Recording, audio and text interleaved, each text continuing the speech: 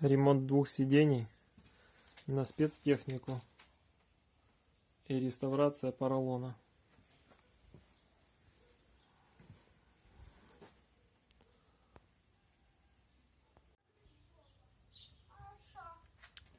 Отреставрировали и перетянули два сиденья,